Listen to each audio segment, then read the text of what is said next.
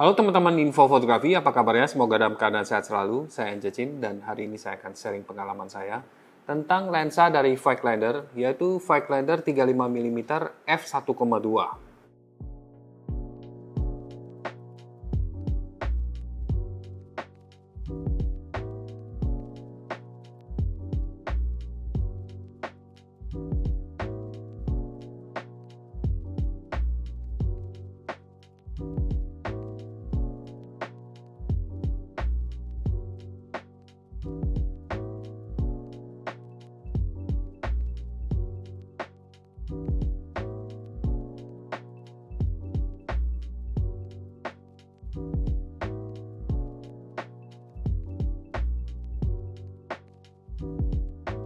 Lensa Voigtlander 35mm ini unik karena lensa ini dibuat khusus untuk kamera Fujifilm X mount.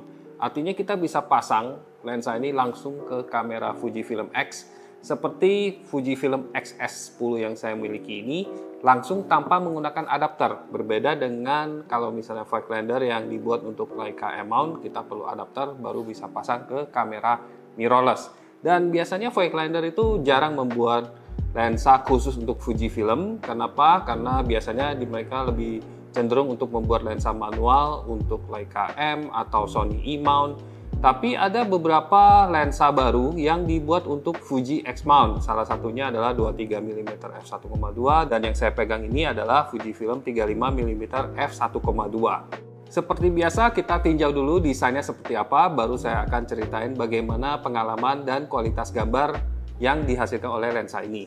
Pertama, kesan saya adalah lensa ini sangat kecil ya, karena lensa ini dibuat untuk kamera Fujifilm X mount yang APS-C, jadi tidak sebesar yang lensa-lensa Voigtlander manual pada umumnya. Dan juga bukaannya ini cukup memuaskan karena kita bisa buka sampai f1,2, ya cukup besar banget, dan tentunya kita bisa mengharapkan kualitas gambar yang bokeh ya, latar belakangnya blur. Dan yang menarik yang saya temui adalah bagian belakangnya, di mana di sini ada electronic contact. Biasanya lensa-lensa Leica M dia tidak memiliki electronic contact seperti ini. Dan sepertinya Voigtlander sudah bekerja sama dengan Fuji ya untuk supaya si kamera dan lensa ini bisa berkomunikasi secara maksimal. Jadi saat saya pakai f1,2, kameranya langsung tahu saya sedang menggunakan bukaan f1,2 dan di layarnya tertera T1,3. Ya, T1,3 itu adalah cara kamera mengatakan bahwa cahayanya yang masuk itu 1,3. Nah, itu untuk mensinkronkan dengan kamera lain yang mungkin digunakan untuk video ya. Biasanya cinema lens menggunakan T-stop daripada f-stop. Tapi pada akhirnya di komputer setelah saya copy filenya dari SD card ke komputer saya dan saya melihat di Adobe Lightroom di dalamnya memang benar bahwa setiap gambar itu bukaannya tertera dengan tepat ya. Jadi gambar-gambar yang saya ambil di f1,2 itu akan ada metadatanya. Jadi kita bisa lihat, oh gambar ini pakai f1,2. Dan hal tersebut tidak terjadi misalnya kita menggunakan lensa-lensa yang tidak memiliki electronic contact dan kemudian yang bisa berkomunikasi dengan kameranya. Jadi benar-benar lensa Voigtlander ini bisa dibilang lensa yang padu untuk kamera Fujifilm. Selain itu, fungsi-fungsi seperti focus picking itu juga berjalan dengan baik dan kita bisa manfaatkan dalam pengalamannya. Saya menggunakan lensa ini untuk manual focus tidak masalah karena saya bisa push joysticknya. Di sini ada joystick yang XS10 ini, kemudian perbesar daerahnya dan kemudian saat saya memutar manual fokusnya, dan kalau kita lihat di bodinya dia memang agak sedikit memanjang dan memendek ya, dan itu terlihat dengan jelas fokus pickingnya. Saya bisa memotret dengan fokus yang sangat presisi atau sangat tepat sekali.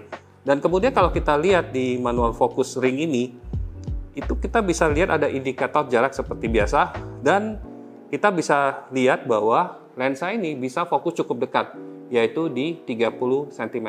Jadi teman-teman kalau motret sesuatu yang agak kecil, mungkin detail dari sebuah objek seperti kita waktu foto makanan atau mainan itu masih bisa dengan lensa ini. Yuk kita pasang dulu di kamera Fujifilm saya ini. Dipasangkan di kamera Fujifilm saya merasakan cukup pas ya, karena ukuran lensanya tetap lumayan kecil. Dan karena dia punya crop factor 1,5 kali, maka lensa 35 mm ini kalau kita mau ekuivalen ke kamera atau sistem kamera full frame itu sekitar 52 sampai 53 mm. Bisa dibilang lensa ini cukup banyak penggemarnya karena disebut juga standar ya, jadi agak mirip dengan apa yang kita lihat dan juga cocok untuk berbagai jenis fotografi ya. Nah, kemudian hampir lupa juga, saya ingin mengabarkan juga bahwa lens hood yang ukurannya kecil ini sudah tersedia untuk pembelian lensa ini. Jadi cukup kecil ya, dan kemudian filter thread ini diameternya juga cukup kecil, yaitu 46 mm bagi teman-teman yang ingin menggunakan hood yang berbeda. Tapi Voigtlander sudah menyediakannya dan kita tinggal screw in seperti ini. Ya, jadi biasanya saya waktu memotret saya akan screw seperti ini dan kelihatannya cukup padu karena bahannya juga sama dari logam, jadi bukan dari plastik. Dan saat saya mau tutup, ini juga bisa, cuman dia tidak terlalu presisi, jadi bisa gampang lepas kalau misalnya hoodnya ini terpasang. Jadi saran saya adalah ya mungkin ya hati-hati dengan ini atau lepaskan dulu hoodnya, baru kita tutup dengan lens cap ya. Teman-teman pasti penasaran ya bagaimana kualitas gambar dihasilkan oleh kombinasi kamera Fuji dengan lensa Voigtlander ini. Saya telah berkesempatan untuk membawa kombinasi kamera dan lensa ini untuk foto potret. Saya menemukan bahwa lensa Voigtlander 35 1,2 ini tidak seperti lensa Voigtlander yang modern yang sangat tajam di bukaan terbesarnya. Kalau saya temui di lensa ini, hasil gambar di f1,2 di bukaan terbesarnya tidak terlalu tajam ya, jadi dia lebih soft seperti itu. Lebih menyerupai lensa-lensa Voigtlander yang vintage. Seperti saya pernah review Voigtlander Heliar Classic. Nah, kurang lebih feel dari lensa ini seperti itu ya. Jadi sangat soft, cocok untuk foto potret karena kadang-kadang kita tidak mau hasil foto potret terlalu tajam sehingga pori-pori atau detailnya terlalu jelas ya. Nah, jadi untuk foto potret dengan Yola ini saya lihat sangat halus sekali dan latar belakangnya atau bokehnya itu bisa mendapatkan yang sangat blur ya, meskipun ini sensor APS-C tapi karena bukaannya 1,2 ini benar-benar mulus banget. Tapi kalau misalnya teman-teman mengharapkan lensa yang perfect secara ketajamannya, nah ini lensa ini tidak begitu cocok. Kenapa? Karena saat saya cek chromatic aberration-nya di 1,2 sampai 1,4 masih ada chromatic aberration. Ya tentunya kalau misalnya kita foto di kondisi yang sangat kontras. Dan kalau kita sengaja benar-benar cari kondisi yang kontras itu.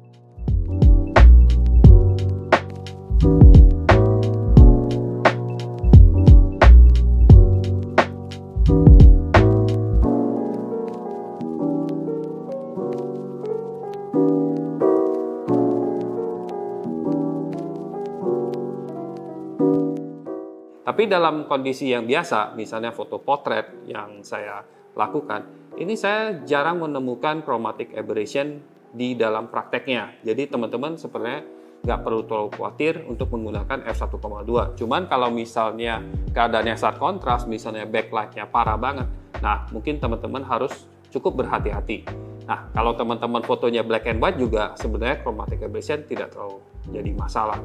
Dan kalau misalnya lensa ini saya stop down, misalnya saya stop down ke f2, f2,8 dan f4, chromatic aberration-nya sangat sedikit, hampir tidak ada bisa dibilang, dan kualitas fotonya menjadi berubah. Yang tadinya yang soft dan dreamy itu tiba-tiba berubah menjadi sangat tajam. Jadi tergantung dari teman-teman pengennya seperti apa, tinggal pilih bukaan yang dikehendaki. Bisa dibilang lensa semacam ini adalah lensa yang 2-in-1. Jadi kalau mau vintage atau soft dreamy look, tinggal f1,2. Dan kalau misalnya mau tajam semua, tinggal pakai bukaan yang f2,8 ke atas. Saat menghadap sumber cahaya, lensa ini bisa menimbulkan flare yang biasanya dihasilkan oleh lensa-lensa zaman dulu. Sebagian fotografer mungkin merasa ini adalah kelemahan, tapi untuk foto artistik seperti potret dan pre-wedding, flare semacam ini biasanya malah dicari. Lalu lensa ini sebenarnya untuk siapa? Menurut saya lensa ini cocok banget terutama untuk pengguna kamera Fujifilm, dan memang harus pakai Fujifilm ya. Jadi kalau misalnya pakai yang lain tidak bisa masuk lensa ini. Jadi harus pakai lensa Voigtlander atau lensa monofokus yang lain. Nah, selain itu teman-teman yang suka vintage look ya, pengen lensa yang menghasilkan hasil yang soft, nah itu cocok juga dengan lensa ini. Dan juga teman-teman yang sedang mencari lensa manual yang ukurannya kecil banget tapi bukanya gede banget. Sebagai info, lensa ini konstruksinya dari logam semua tapi beratnya di bawah 200 gram, jadi masih enak untuk dibawa kemana-mana. Nah, demikian apa yang saya bisa sharing hari ini tentang lensa dan kombinasinya dengan kamera Fuji. Sampai jumpa lagi di review berikutnya. Bye-bye!